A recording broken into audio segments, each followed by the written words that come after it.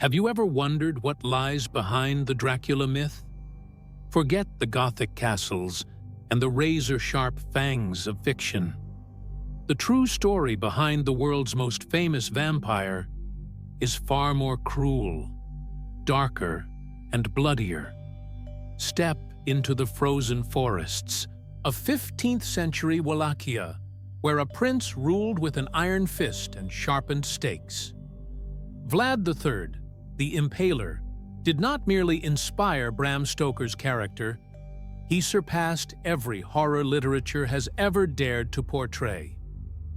In this video, we shall unravel the terrifying deeds of this medieval ruler, his power games, shadowy alliances, and brutal punishments. Prepare yourself to discover how the real man was more frightening than any creature of the night. The year was 1431. Amid the tangle of conflicts that haunted Eastern Europe, a child was born in Sighișoara, Transylvania, destined to write history in blood. Vlad III was the son of Vlad the Dracula, a nobleman who belonged to the Order of the Dragon, a secret Christian brotherhood founded to defend Europe against Ottoman expansion. It was this order that gave Vlad's father the surname Dracula, meaning the dragon in archaic Romanian. The son, in turn, received the title Dracula, that is, son of the dragon. Yet, the grim irony is that Drac can also mean devil, and few names could have suited the man Vlad III would become any better. Vlad's childhood was marked by treachery, exile, and humiliation. When he was only 11, his father was compelled to hand over Vlad and his younger brother, Radu, as hostages to the Ottoman Sultan Murad II. The purpose was to guarantee Vlad II's loyalty to the Turks, a promise he would soon break. During his years at the Ottoman court, Vlad was schooled in military tactics, languages, and diplomacy, but he was also exposed to the court's brutality, where executions and torture formed part of daily life. Every emotional scar he accumulated in that environment shaped the beast that would surface years later. At the same time, his brother Radu, charismatic and compliant, won the Ottomans' favor. This contrast between the brothers would mark Vlad's entire political journey. While Radu was seduced by the court and by promises of power at the Turks' side, Vlad silently nursed a burning desire for vengeance and conquest. The Ottoman Empire not only held him prisoner, it embodied everything that had been taken from him: his childhood, his throne, and his very identity. In 1447, tragedy reached its climax. Vlad II was murdered by Wallachian nobles, and Vlad III's elder brother, Mircea, was buried alive. This brutal act of treachery severed Vlad's last ties with any notion of mercy. After being released by the Ottomans shortly afterwards, he returned to Wallachia with a clear aim: to reclaim his throne, punish the traitors, and raise the name Dracula, anew, now with a different meaning. No longer the dragon's son, but the devil incarnate himself. His first steps towards power were tentative. Wallachia was a political minefield, squeezed between the Kingdom of Hungary and the Ottoman Empire, each determined to place its own puppet on the throne. Vlad III, however, was no puppet. In 1456, with the support of the Hungarian king Matthias Corvinus and the cold, calculating skill of a strategist, Vlad finally secured the Wallachian throne. From that moment on, history would begin to write his name in red ink. Yet what followed during his years of rule was not merely the administration of an unstable territory. It was a carefully orchestrated reign of terror, where punishment became spectacle and fear an instrument of order. Vlad did not govern with laws. He governed with legends. And those legends would soon span centuries, inspiring terror in literature and, later, in cinema. Picture a silent plain at dawn. Mist blankets the ground, but as it lifts, hundreds, perhaps thousands, of twisted shapes emerge on the horizon. Impaled bodies, raised on sharpened wooden poles, sway gently in the breeze. Some are still alive, emitting sounds that resemble lamentations from the underworld. This was the scene that greeted Vlad III's enemies, not as a metaphor, but as a method. Impalement was not merely a punishment, it was a message etched in agony into the soil of Wallachia. The method, barbaric to modern eyes, involved driving a long stake through the victim's body, usually through the rectum or vagina, avoiding vital organs so that death would be slow and protracted. The stake was then planted in the ground, leaving the body to sag in agony for hours, sometimes days.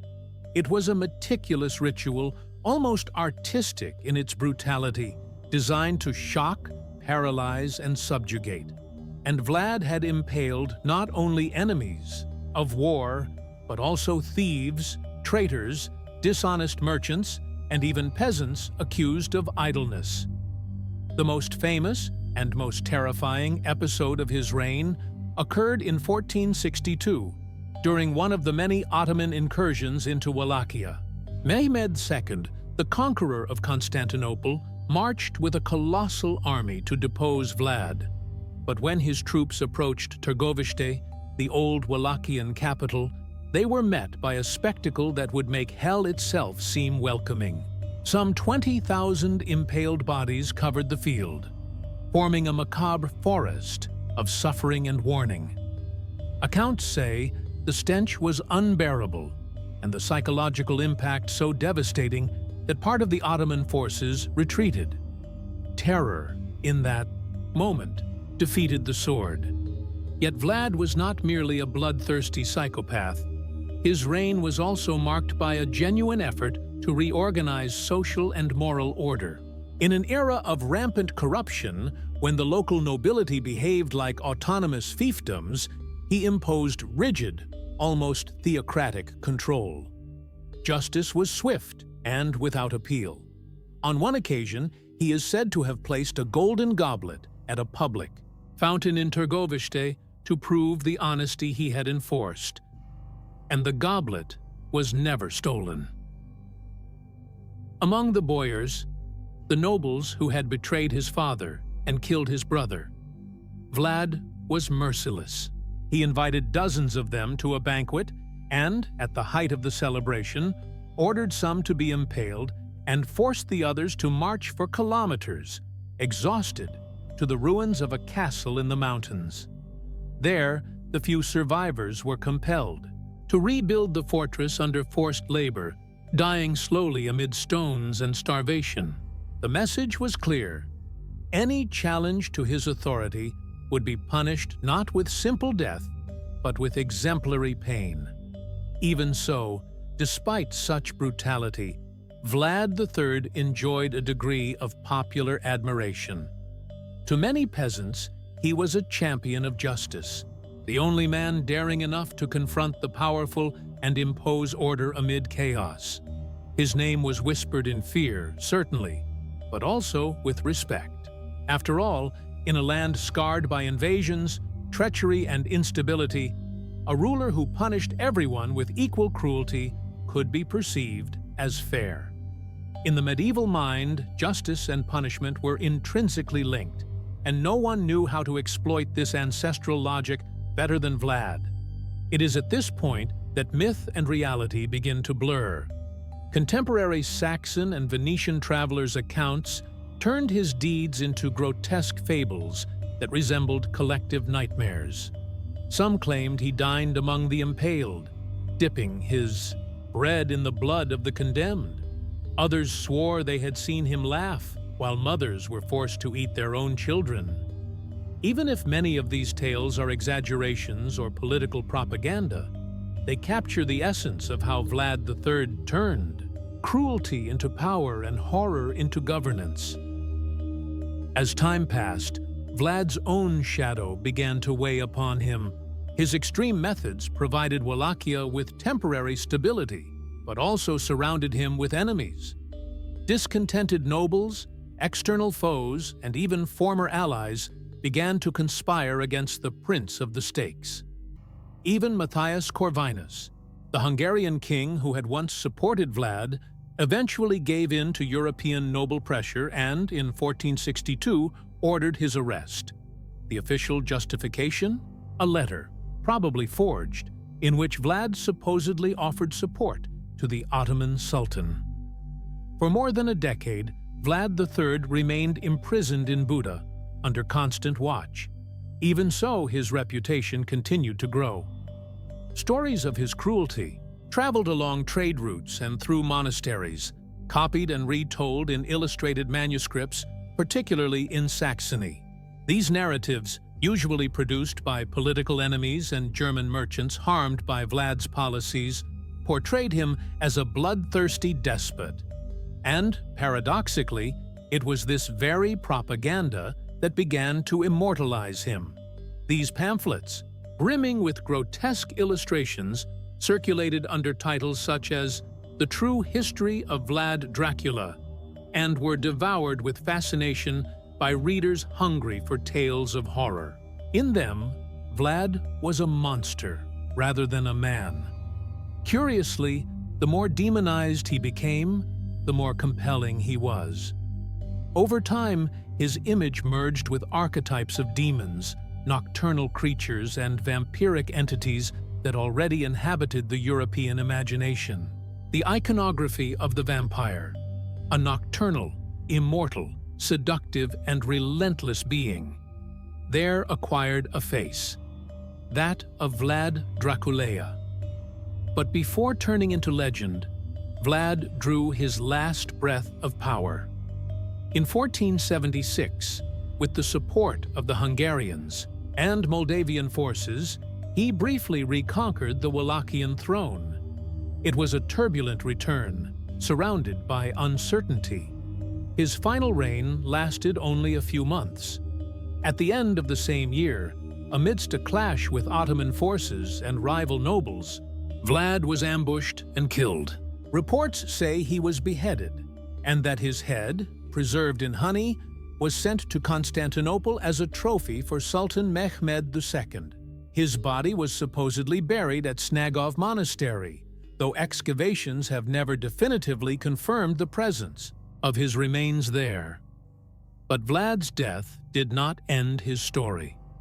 On the contrary, it was the spark that allowed his memory to leave the realm of history and enter that of myth. Centuries later, at the end of the 19th century, the Irish writer Bram Stoker would discover references to the Wallachian prince, his name and his deeds in old archives. And, in crafting his novel Dracula, Stoker breathed new life into the ancient impaler, now with fangs, coffins, and mist-shrouded castles. It is important to note that Bram Stoker's Dracula is, in essence, a literary collage. Although the name and inspiration came from Vlad III, the character is a fantastical being, reflecting Victorian society's anxieties, fear of moral degeneration, of foreign invasion, and of the power of the unknown. Vlad the Impaler was no vampire, yet the way he wielded fear, manipulated death, and controlled the narrative around him rendered him more monstrous than any fictional creature. In Romanian villages, Vlad is still remembered with ambivalence. To some, he was a national hero. To others, a cruel tyrant. Among tourists visiting Transylvania, he is the Dracula who rises from the mist to haunt castles and mountain trails. And to historians, Vlad III remains a disconcerting figure, a symbol of how power, cruelty, and memory can intertwine so powerfully that even death cannot erase them. Vlad III, the Impaler, was not merely a medieval prince. He was the archetype of absolute power, of fear as a political tool, and of punishment elevated to macabre art. His name, written in blood into the history of Wallachia, still echoes today as an ambiguous symbol of brutal justice and ritual terror. More than ruling with tyranny, Vlad knew how to shape his own image, turning himself into a legend while still alive. In the centuries that followed, Vlad's figure transcended historical chronicles to become part of something greater, a Gothic legend that, in Bram Stoker's hands, would acquire new shapes, shadows, and fangs. Yet, unlike the fictional count who inhabits the popular imagination, the real Vlad needed no magic, immortality, or seduction to inspire fear. He used stakes, silence, and blood. This fusion of history and fiction reminds us how the past shapes the present, and how medieval horrors continue to inhabit our tales, films, and nightmares. Vlad Dracula is a distorted mirror of the human soul, a reflection of a time when power was seized by the sword and maintained through terror. Now, as we look back, we must ask ourselves, what truly frightens us? The vampire who bites in the dark, or the man who, fully aware, engineered a forest of impaled bodies as an instrument of politics and order? If you enjoyed this journey into Europe's dark past, leave a comment, share your opinion, and tell us, was Vlad a monster or a product of his time? And of course, don't forget to subscribe for more stories where historical truth is, more often than not, scarier than fiction.